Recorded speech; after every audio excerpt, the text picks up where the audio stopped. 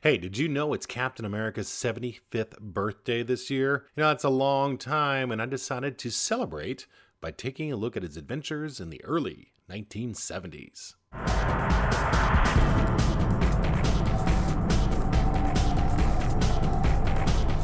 Welcome to Kevin's commentary on comics. Since I had such a great time reviewing Spider-Man from the mid-70s, I thought I would spend a good chunk of episodes reviewing and commentating on Captain America from the early 70s. Early 70s to mid-70s, I guess. Now, before I get into reviewing my first issue, I thought I would give you some background on how I felt about the character when I was a young lad just starting my journey into the world of superhero comics. The truth is, I really didn't care for him at all. I generally got my start probably reading Spider-Man and the Avengers when I first began reading, and I would see this character known as Captain America in the Avengers and on various covers when I visited the spin rack at my local convenience store.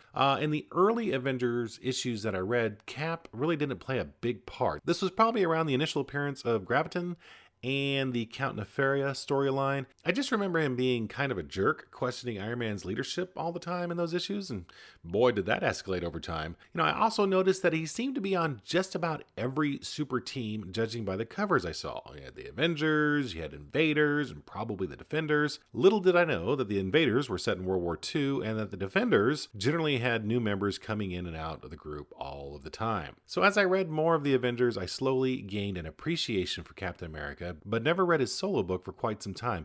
In fact, I don't think I started reading Cap solo until well into definitely the 80s, probably maybe the mid 80s or so. I know my older brother did have a battered issue of Captain America and the Falcon, number 174, which I still have, and that was part of the classic Secret Empire storyline that, yes, I will be getting into as we go through these issues, so stay tuned for that. One thing that always piqued my interest with Captain America was a reference within the pages of the Avengers, issue 170, I believe. Actually, I know, as I'm showing it to you. This is where Cap is vigorously working out because he said he had lost his super strength. Then in the oh-so-great and must-be-reviewed at a certain point Avengers Forever maxi series, I believe that was 12 issues, a time-displaced Captain America that was part of the team was when he had super strength. So for years I wondered, what was that all about? How did he get super strength? And when did he lose it? How strong was he? What is up with all this? So I decided to start my look at Captain America at the point in his history of when he got his super strength. And to get that full story, I had to venture back to Captain America and the Falcon, number 157 from January 1973, entitled Veni Vidi Vici Viper.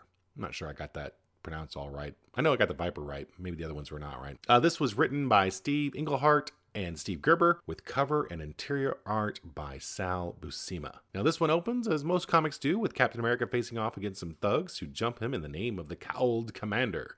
Obviously, this doesn't cause much of a problem for Cap as he defeats them pretty easily and carries on to his destination, which is a meeting with the police commissioner. Turns out the commissioner wanted to talk to Cap specifically about the Cowled Commander, and that's why these thugs tried to stop him. He needs Cap's help in finding him. A little background here. During this time, Steve Rogers was undercover as a beat cop on the force, working with the commissioner. I never knew that Steve Rogers went undercover as a policeman, but it does make sense, and actually makes me want to kind of go back a few more issues just to see how that all occurred. But for now, we're going to start here and go forward. So after they're done talking, the commissioner leaves the office while Cap ponders why he hasn't given up his cover as the policeman, since the reason why he did it was done. And then all of a sudden the room explodes. And so while Cap's body is no doubt torn to pieces by that explosion, we check in on Cap's partner, Sam Wilson the Falcon. He's at his social worker job and is visited by a potential love interest,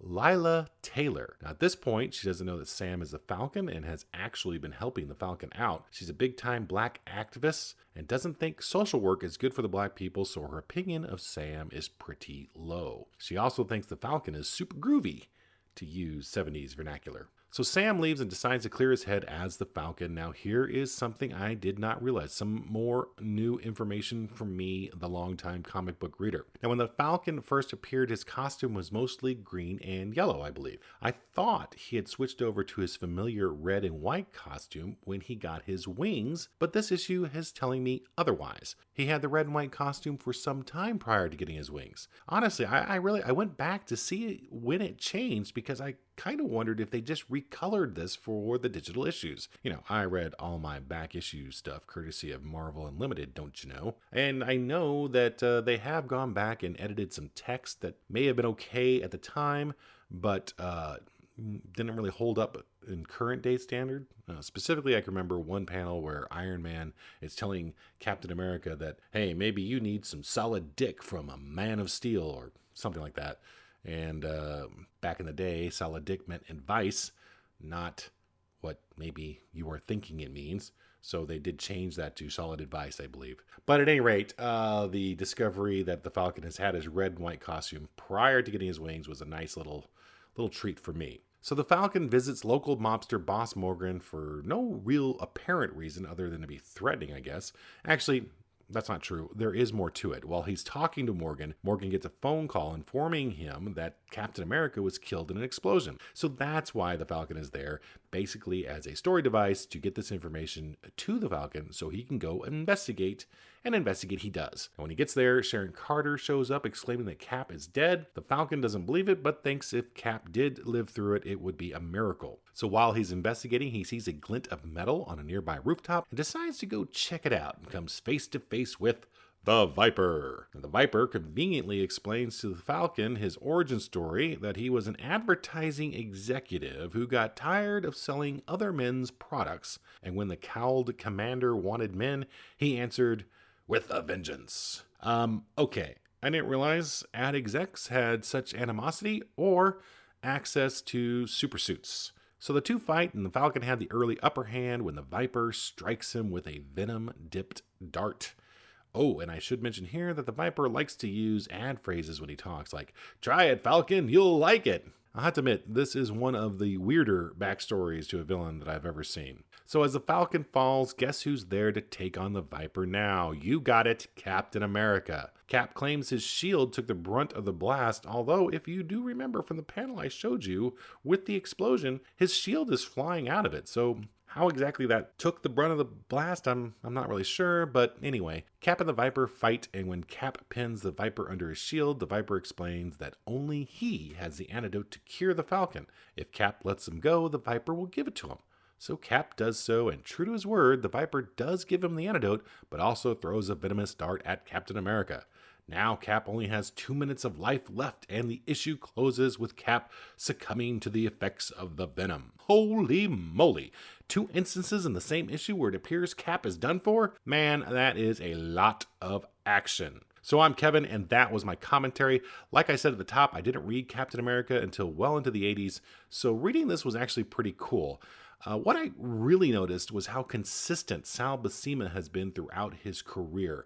Now, this issue came out in 1973, and this is, I think, the earliest work I've ever seen of his.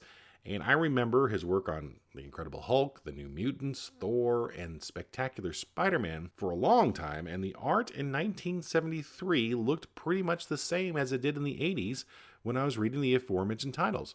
That's pretty amazing and a testament to his career. I also dug what I now know about the Falcon that I didn't know before, namely that he had his red and white costume long before he got his wings. Now, why does this appeal to me? I don't know.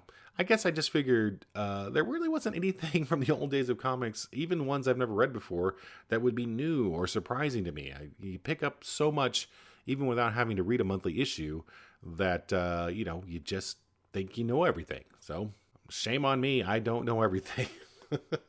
I actually probably knew that I didn't know everything, but still, this did surprise me. So this run of Captain America has already done some great stuff for me and learning some things from the early days, and that is awesome. What did you think about Captain America and the Falcon from the early days? Leave a comment below, and next time we'll get into just how these two managed to overcome those poison darts of the Viper. So don't miss out by subscribing, and if you are so inclined, please like and share this video. I sure would appreciate it. So until next time, Make it a great day, and I will see ya.